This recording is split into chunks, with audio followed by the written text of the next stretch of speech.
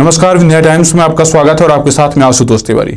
मध्य प्रदेश में कोरोना के नए वेरिएंट वाले कोरोना संक्रमित मरीज मिलने के बाद से कोरोना संक्रमितों की तादाद में उछाल देखी जाने लगी है। पिछले दिनों 7 लोगों में नया वेरिएंट AY4 मिलने के बाद संक्रमितों की संख्या बढ़ी है। इंदौर में 24 घंटे के भीतर 9 कोरोना संक्रमित मरीजों की पुष्टि की गई है। वैसे तो कोरोना इतना असरदार नहीं है, एक तरह से कहा जा सकता है कि कोरोना सुस्त है, लेकिन फिर भी खतरा अभी भी बरकरार है। मिलने वाले संक्रमित मरीजों की संख्या बढ़ रही है। इससे कोरोना को नजरअंदाज करना भविष्य के लिए खतरनाक साबित हो सकता है।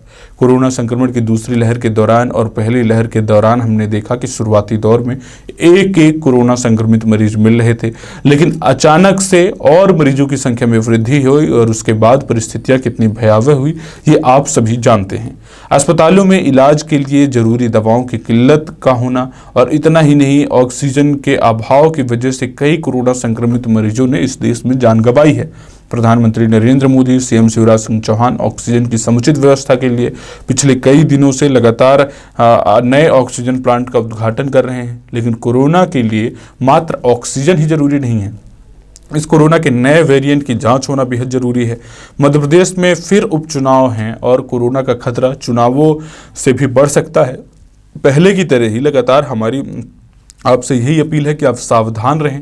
भले ही कोरोना वैक्सीन की दोनों डोज आपने लगवा ली हो, लेकिन फिर भी मास्क जरूर लगवाइए। इंदौर में 24 घंटे में कोरोना के 9 केस मिले हैं। इसी के साथ एक्टिव मरीजों की संख्या बढ़कर 20 हो गई है।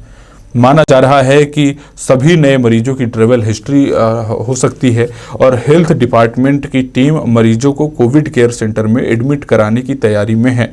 CMHO डॉक्टर BS सैत्या के मुताबिक मंगलवार को टीम नए मरीजों के घरों पर जाकर कॉन्टैक्ट और ट्रैवल हिस्ट्री खंगालेगी।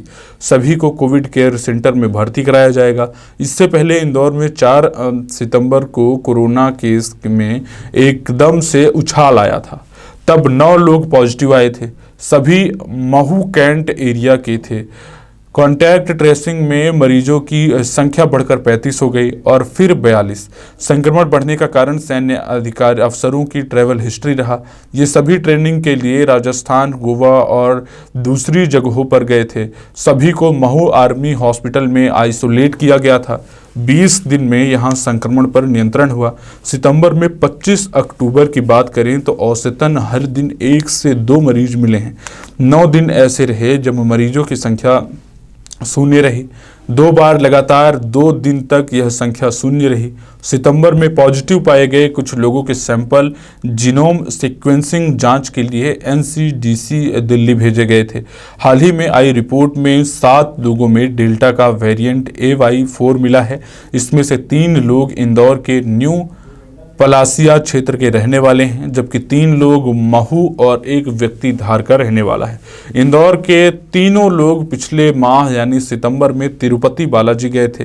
तीनों उद्योगपति परिवार से हैं। इसके साथ ही 3 महू और धार के लोगों की सैंपल 21 सितंबर को जीनोम सीक्वेंसिंग के लिए भेजे गए। सभी पूरी तरह स्वस्थ हैं। सोमवार को ही उद्योगपति परिवार, उनके रिश्तेदारों, नौकरों समेत 50 लोगों के सैंपल लिए गए।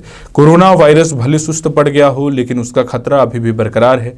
Doctor VP Pandey, medicine HOD medicine MYH के अनुसार किसी भी नए वेरिएंट की संक्रामकता कितनी है यह तो कुछ समय बाद ही पता चलेगा।